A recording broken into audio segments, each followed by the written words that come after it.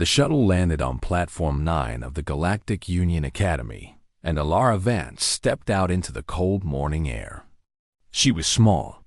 Her skin was pale. Her brown hair was pulled back in a simple ponytail. She wore an oversized gray sweater that seemed to swallow her thin frame. She carried one bag over her shoulder and kept her eyes on the ground as she walked around her. Students from dozens of species moved through the platform. The Kethari walked in groups, their scaled bodies towering over others, their yellow eyes scanning the crowd like predators watching prey.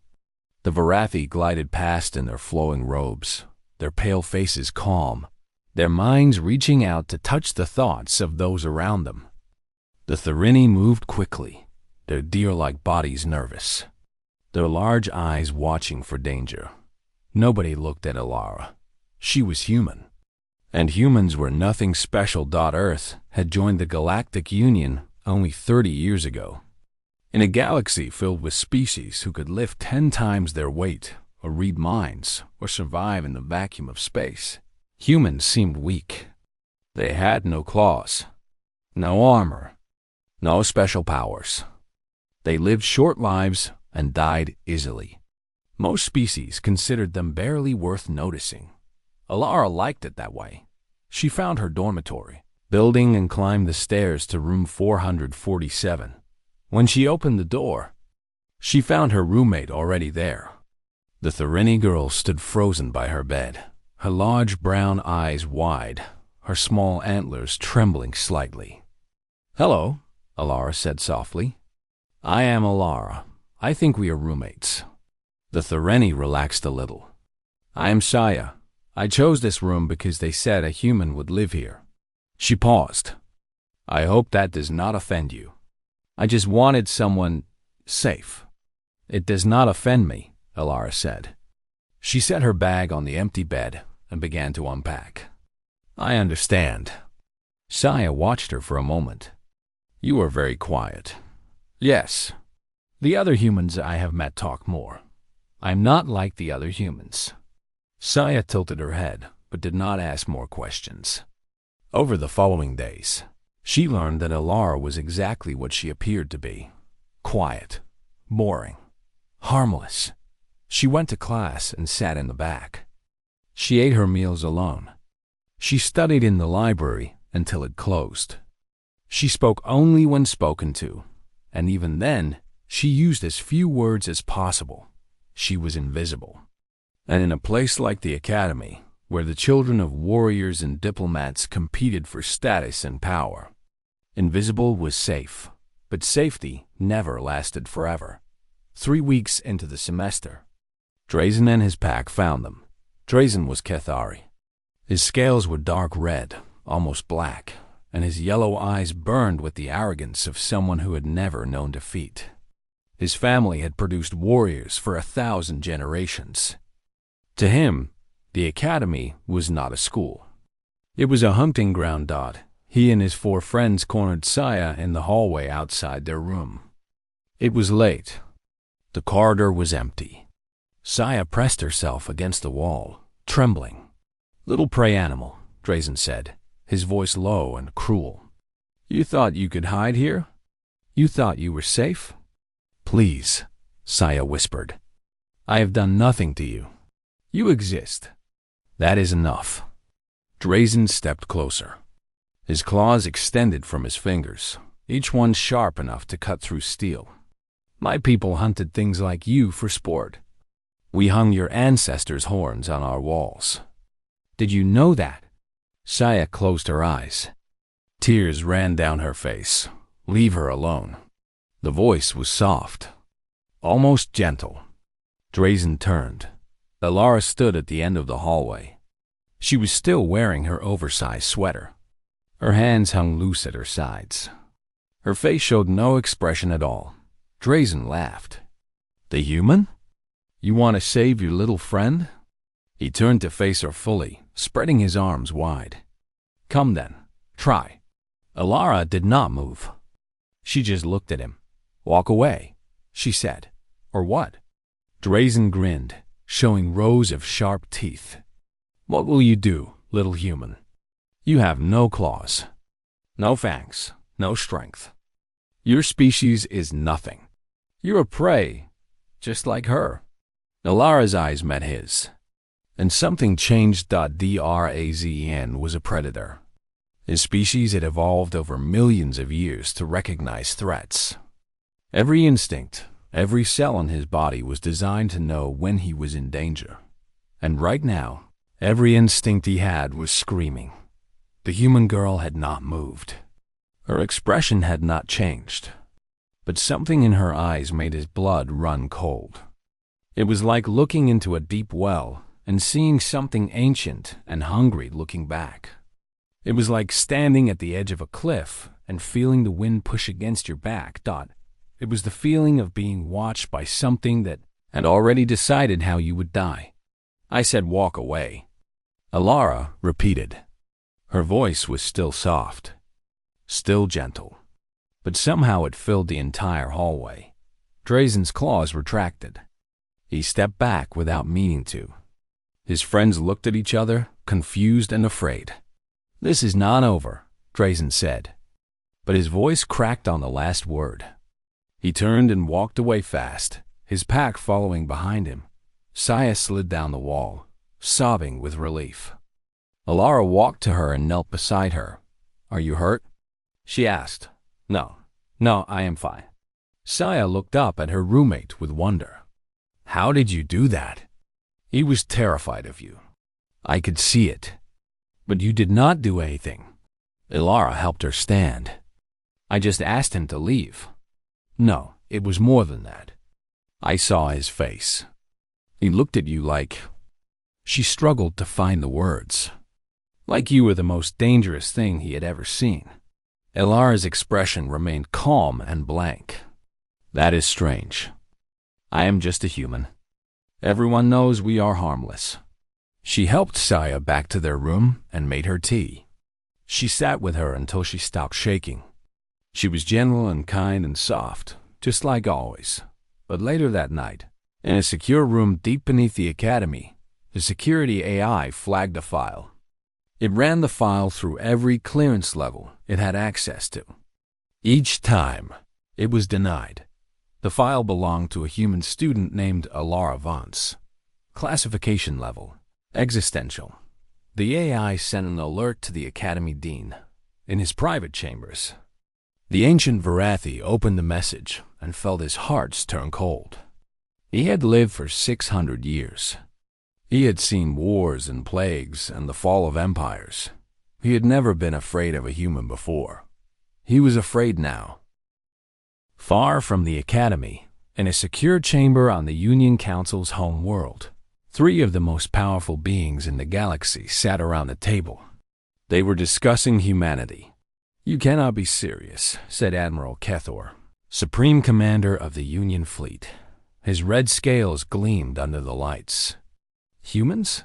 They are soft, weak. They die if you look at them too hard."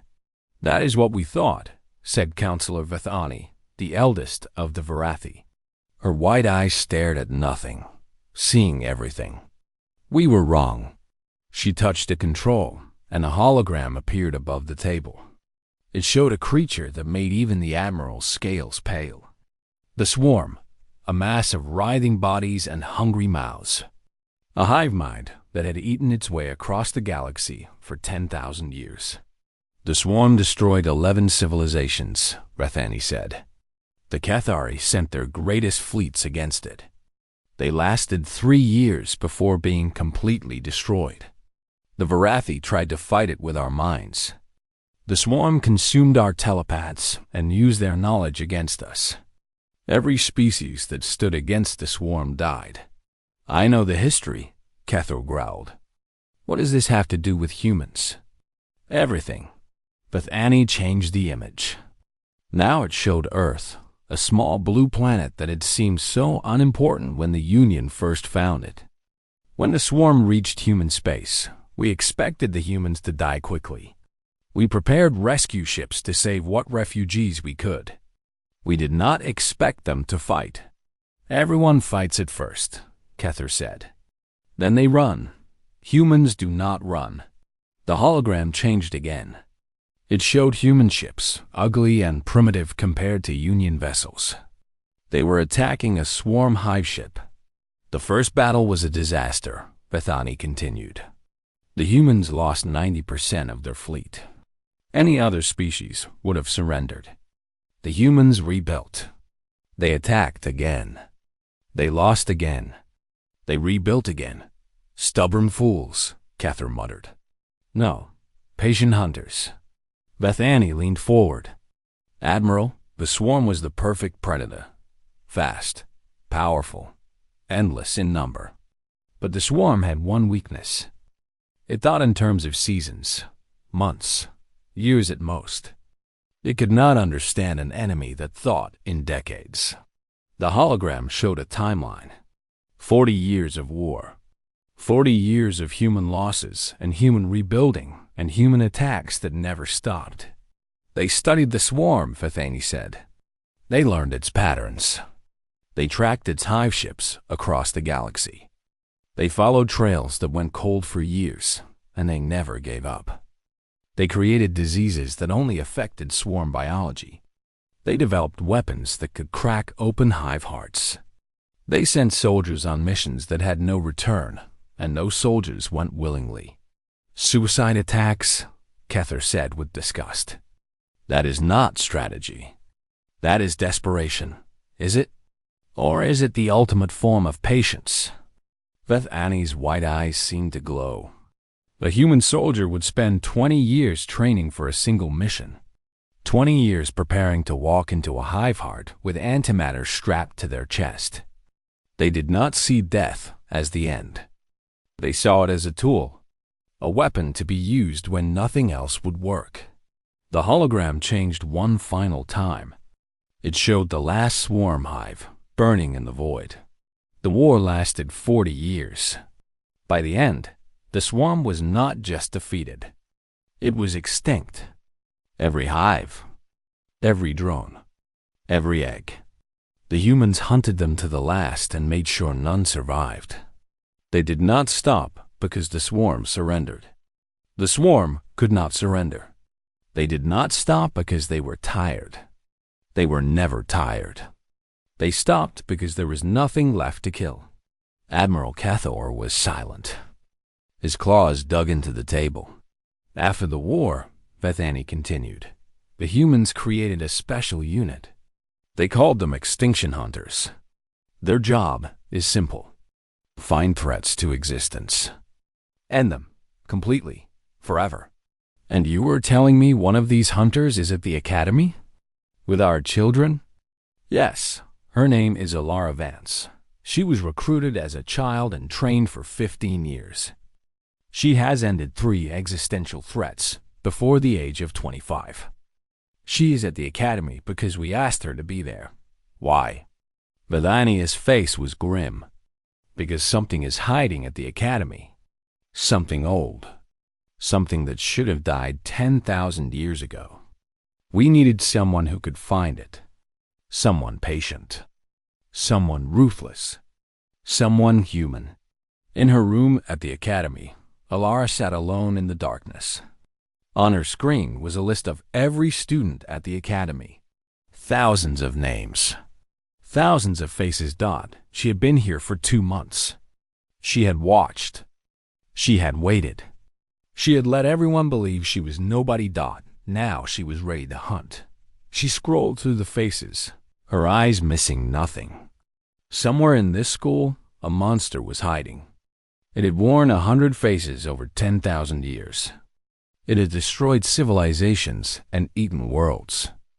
It thought it was safe. It thought no one knew it was here. It was wrong. Alara stopped scrolling. She looked at one face for a long moment. Then she circled the name. Found you, she whispered. The creature hiding at the academy was called a hollow. It was a parasitic consciousness that consumed minds and wore bodies like clothes. It had destroyed 3 civilizations before the Varathi thought they killed it. They had been wrong. It had simply hidden, waited, slept. Now it was waking up. And it was hungry, but it did not know that a hunter had found it. It did not know that the quiet human girl in the oversized sweater was the most dangerous thing in the galaxy.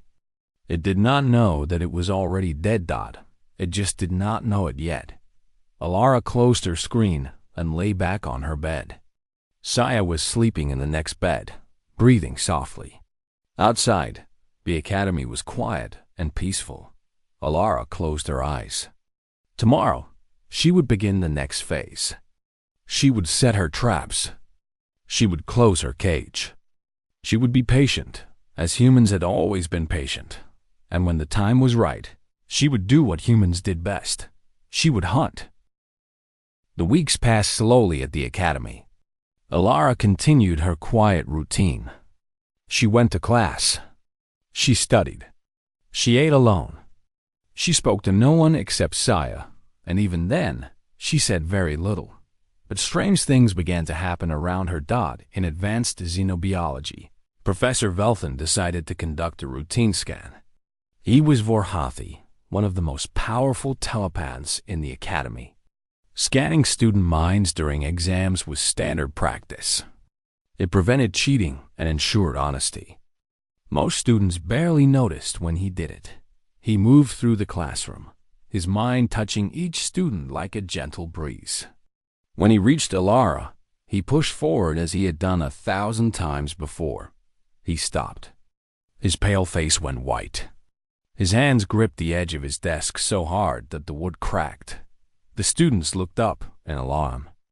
Professor Velthan was staring at Alara with an expression of pure terror. His whole body was shaking. "Professor?" A student asked. "Are you well?" Velthan did not answer. He stumbled backward, knocking over his chair. He left the classroom without another word. He did not return for 3 days. When he came back, he never looked at Alara again. He never tried to scan her mind again. No one knew what he had seen. He refused to speak of it. Alara continued taking notes as if nothing had happened. 2 weeks later, Saya burst into their room in tears. Her friend Mira, another Thireni student, had disappeared. She had gone to the lower levels of the academy to meet someone and had not returned. "The lower levels?" Alara asked. "There are places down there," Saya said, her voice trembling. "Fighting rings. Illegal gambling. They say sometimes students disappear and are never seen again. Why would Myra go there? I do not know. But I am scared, Alara. What if something happened to her?" Alara was quiet for a long moment. Then she stood up and walked to her closet. She pushed aside her sweaters and reached into the back. When she turned around, she was holding a small black case. "Stay here," she said. "Lock the door. Do not open it for anyone except me." "What are you going to do?" Alara did not answer. She walked out and closed the door behind her. The lower levels of the academy were a maze of old tunnels and forgotten rooms. They had been built centuries ago and abandoned when the new buildings went up. Now they belonged to those who did not want to be found. Alara moved through the darkness like smoke. She made no sound. She left no trace. She followed the sounds of shouting and cheering until she reached a large underground chamber. The fighting pit was full. Hundreds of students sat on stone benches carved into the walls, watching the ring below. In the ring, 2 fighters circled each other. One was Keth Ari, massive and scarred. The other was some kind of insectoid, its 4 arms ending in razor-sharp claws. But Alara was not looking at the fighters. She was looking at the cage in the corner. Inside the cage were 3 Thireni students. One of them was Mira. "Live, pray," someone said beside her. Alara turned to see a fat Grothian merchant rubbing his hands together. "For the special matches. The hunters like something that runs." Alara's expression did not change. "I am taking them." The merchant laughed. "You, little human girl? These are worth a fortune. The buyers have already paid. I am not asking." She walked toward the cage. The crowd began to notice her. Whispers spread. Someone laughed. Someone else shouted an insult. The pitmaster, a massive Cathari covered in old scars, stepped in front of her. "You do not belong here, human. Leave now, or we will add you to the cage." "Open the cage," Alara said. "Let them go.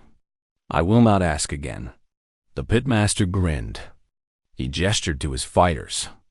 8 of them moved forward. They were the best the pit had to offer. Veterans of 100 matches. Killers who had never known defeat. They surrounded Alara. She stood in the center, small and still. "Last chance, little human," the pitmaster said.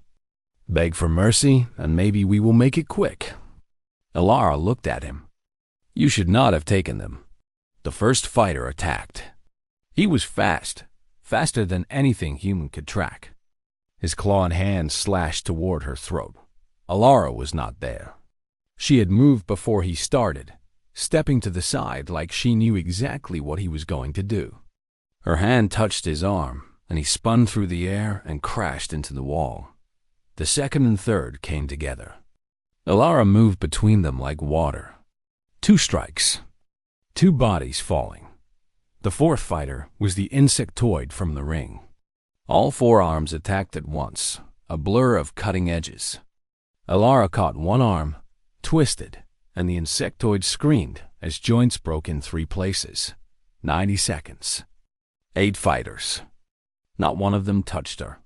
Alara was not breathing hard. She was not sweating. Her expression had not changed even once. She walked to the cage and broke the lock with her bare hands. The metal twisted like paper. The Therini students stumbled out, crying with relief and fear. "Go to the upper levels," Alara told them. "Tell security where this place is. Do not look back." They ran. Alara watched them go. Behind her, one of the fallen fighters pushed himself up. He was Cathari, old and experienced. He had fought in wars. He had killed hundreds. He looked at Alara with something that his species almost never felt. "Fear. What are you?" he whispered. Alara turned to look at him. For just a moment, something flickered in her eyes. Something old. Something patient. Something that had been hunting since before his species learned to walk upright. "I am nobody," she said. "Remember that." She walked out of the pit. Behind her, the crowd was silent. No one tried to stop her. No one even moved. The next morning, Academy security raided the lower levels. They found the fighting pit empty. The pitmaster and his fighters had fled in the night. They were never seen again. In his office, the Academy Dean read the security report and then opened Alara's file again. This time, he used his highest clearance codes. This time, he saw 2 words that made his ancient heart stop. Occupation. Extinction. Hunter. He closed the file and sat in silence for a very long time. In room 447. Alara was helping Saya with her homework. She was wearing her oversized sweater. She was smiling at something Saya said. She looked like any other student. She looked harmless. The dean knew better now. He knew what humans really were. And he understood for the first time why the galaxy had learned to fear them. The Hollow had lived for 12,000 years. It had worn 1,000 faces and eaten 1,000 minds. It had walked through civilizations like a shadow, feeding on the thoughts and memories of those it consumed. It had seen empires rise and fall. It had caused some of them to fall. It thought it knew what fear was. It thought it had felt every emotion that existed. It was wrong. For 3 weeks, the Hollow felt something new. A pressure. A presence. Something was watching it. Something was following it. Every time it turned around, there was nothing there. Every time it reached out with its ancient senses, it found only emptiness. But it knew. Somehow, it knew. Something was hunting it. The Hollow tried to run. It prepared to leave the Academy, to find a new hiding place on some distant world. But when it went to the shuttle port, the shuttles were grounded. Mechanical problems, they said. It tried to contact its allies on other worlds. The communications were down. Maintenance issues, they said. Every door was closed. Every path was blocked. And always, that feeling of being watched. The Hollow had been a hunter for 12,000 years. Now, for the first time, it understood what it felt like to be preyed on in room 447. Alara continued her normal routine. She went to class. She studied. She helped Saya with her homework. She was quiet and boring and invisible, just like always. But every night, while the academy slept, she worked. She placed sensors in hallways. She programmed security systems. She mapped every exit, every hiding place, every possible escape route. She built a cage so perfect that the Hollow would not see the bars until they closed around it. The Hollow grew desperate. It decided to take a new host. Someone powerful. Someone that would let it fight its way out if needed. It reached into the mind of a Keth-Ari security officer and began to consume him. It stopped. The officer's mind was already marked. Tiny changes in his neural patterns, so small that only the Hollow could detect them. Changes that would alert someone the moment the Hollow tried to take him. Every host it tried was the same. Every mind was marked. Someone had been very busy. Someone had been very thorough. Someone had been very patient. The Hollow understood then. It was not just being hunted. It was being herded. Every choice it made, every path it took, was leading it exactly where the hunter wanted it to go. It had only one option left. On a quiet Tuesday evening, Saya was walking back to her room when she felt something push into her mind. She tried to scream, but her voice was gone. She tried to run, but her legs would not move. Something ancient and cold wrapped around her thoughts and began to squeeze. The last thing she saw before the darkness took her was her own reflection in a window. Her eyes were turning black. Alara was waiting in their room when the door opened. Saya walked in. She was smiling, but the smile did not reach her eyes. Her movements were wrong. Too smooth. Too perfect. "Hello, Alara," the thing wearing Saya's face said. "I thought we should talk." Alara did not move. "You took my friend. I had no choice. You left me no choice." The Hollow sat down on Saya's bed, crossing legs in a way Saya never did. "You have been hunting me. I know what you are. Extinction Hunter. The human's special weapon. Let her go." "No, I think I will keep her." The Hollow's smile widened. "I have watched you, little hunter. You care about this one. You are soft, like all your kind, sentimental, weak. That is why I chose her. Because I knew you would hesitate." Ilara's expression did not change. "You think I will let you leave because you wear her face. I think you will try to save her. And while you try, I will kill you. I have destroyed civilizations, little human. I have eaten gods. You are nothing." The Hollow attacked. It was fast. Faster than anything physical. A wave of psychic force slammed into Alora's mind, enough to shatter stone, enough to break any consciousness in the galaxy. Alara did not flinch. The Hollow's eyes widened. It attacked again. And again. It threw everything it had, 12,000 years of accumulated power, at the tiny human standing before it. Elar walked forward. 1 step, 2 steps. Her face was calm. Her eyes were cold. "You do not understand," she said softly.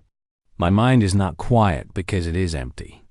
It is quiet because it was built to be a fortress.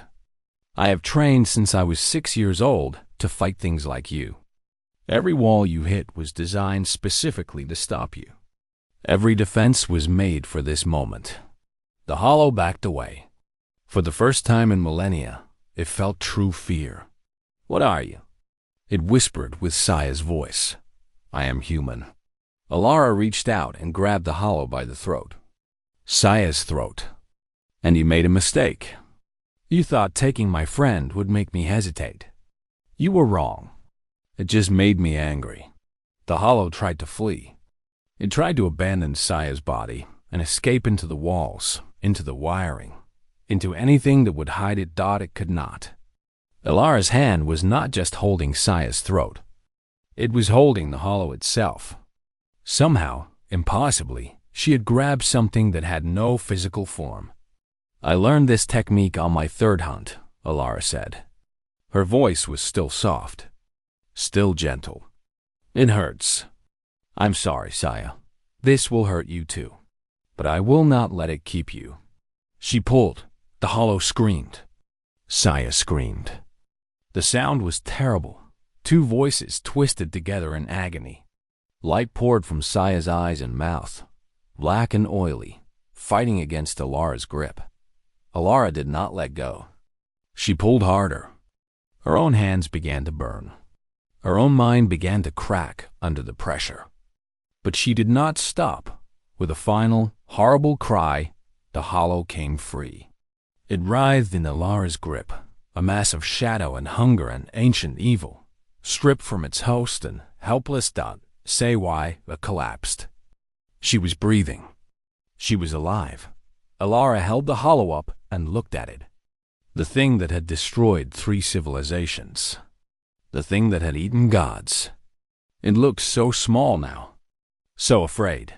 You are old, Alara said. Older than the records say. More powerful, too. She tilted her head. You are not the only one, are you? There are more of you. Where?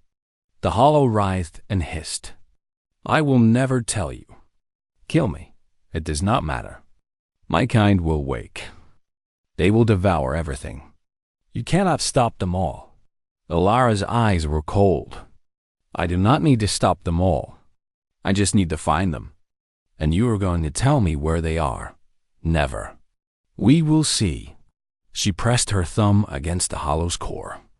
It began to scream again. In the hallway outside, students walked past room 447. They heard nothing. They saw nothing. The room was quiet. Inside, the most ruthless hunter in the galaxy began her interrogation. And the hollow, for the first time in 12,000 years, learned what it truly meant to be afraid. The hollow broke in 17 hours. It had endured torture before. It had survived pain that would destroy lesser beings. But it had never faced a human interrogator. It had never understood what patience truly meant. Alara did not rush. She did not threaten. She simply worked, hour after hour, peeling away layers of ancient memory like skin from a wound. The hollow screamed and begged and cursed. Alara kept working. In the end, it told her everything. 6. There were 6 more hollows hidden across the galaxy. They had been sleeping for 10,000 years, waiting for a signal, waiting for the right moment to wake and feed. Together, they could consume entire star systems. Together, they could end the Galactic Union. Alara recorded the locations. Then she sent a message to Earth. The Union Council wanted to send fleets. They wanted to mobilize armies. They wanted to make a show of force that would echo across the galaxy. Alara said no. Fleets are loud, she told them in a secure transmission. Hollows run from loud. You will never catch them that way. You will only scatter them, and in 1,000 years, they will wake again somewhere else. Then what do you suggest? Admiral Kethor demanded. Let us handle it. You? Alone? Not alone? But quiet. Alara's face was calm on the screen. Trust me. This is what we do. She ended the transmission before they could argue. Within a week, 6 humans arrived at 6 different worlds. They came on passenger shuttles and cargo ships. They carried no weapons that anyone could detect. They looked like tourists, like merchants, like students. They were small and soft and harmless. They were extinction hunters.